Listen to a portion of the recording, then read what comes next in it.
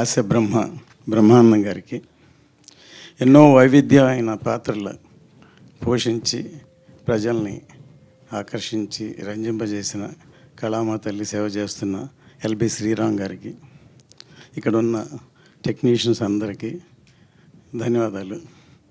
ఎందుకంటే నిన్న రాత్రే నాకు ఫోన్ చేశారు, రేపు ఉత్సవం ఆవిడేంటి సురభి నాటక రంగాన్ని బేస్గా చేశాను సార్, టీజర్ లాంచింగ్ మీరు రావాలంటే తప్పకుండా వచ్చాను. నాకు సురభి నాటక రంగాన్ని బేస్ చేసే నాకేం తెలియదు యాక్చువల్గా, చెప్పంగానే సో మంచి ఉద్దేశంతో సినిమా చేశారు అనుకుని వచ్చాను. సో అసలు సినిమాకి మూలమే నాటక రంగం. మన ఇండియాలో పూణే ఇన్స్టిట్యూట్, ఫిల్మ్ ఇన్స్టిట్యూట్, అక్కడ ఎన్నో ఇన్స్టిట్యూట్లు ఉన్నాయి. అంతకంటే ముందు నుంచి నాటక రంగం ఉంది.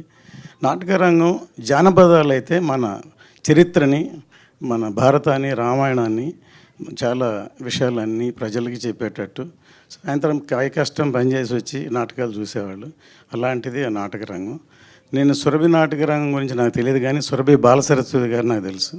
ఎందుకంటే నేను 53 సంవత్సరాలుగా సినిమా ఇండస్ట్రీలో ఉన్నాను. తర్వాత ఎస్వి రంగారావు గారి దగ్గర నుంచి, సూర్యకాంతం గారి దగ్గర నుంచి, సావిత్రి గారి నుంచి, రామారావు దగ్గర నుంచి అందరితో పనిచేసే అవకాశం, అనుభవం.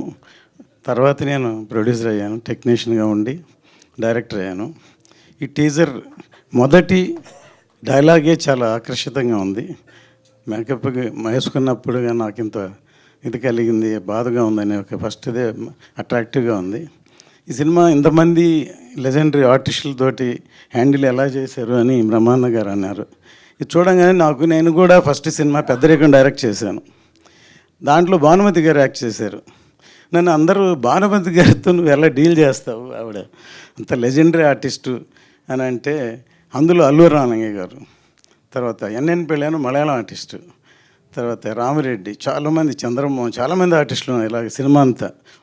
సో వీళ్ళందరితోటి వాళ్ళ మనస్తత్వాన్ని డీల్ చేసి రామలింగయ్య గారు ఒకటి నాకు స్టేట్మెంట్ ఇచ్చారు.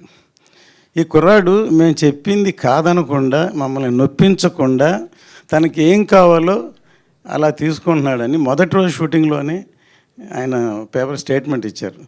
అందుకే అరవింద్ గారు ఎప్పుడైనా మా నాన్న ఫ్యాన్ అయ్యా అనేవాళ్ళు.